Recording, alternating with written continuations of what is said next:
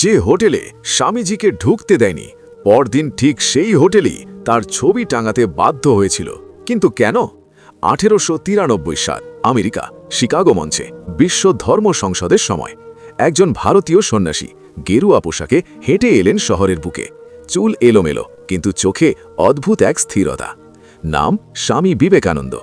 এক নামে হোটেলের দরজায় পা দিতেই ম্যানেজারের চোখে অপমানের দৃষ্টি। একটাই কথা, এই জায়গা আপনার জন্য নয়।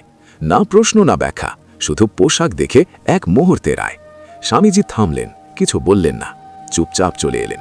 কারণ তিনি জানতেন আজ নয়, সময় আসবে।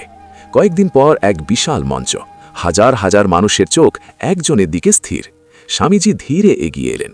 মাইক্রোফোনে শুধু এক line, sisters and brothers of America. এই এক কথায় পুরো আমেরিকা কেঁপে উঠেছিল। আর যে হোটেল তাকে অপমান করেছিল সেই হোটেলের দেয়ালেই ঝুলে রইল তার বক্তৃতার পোস্টার।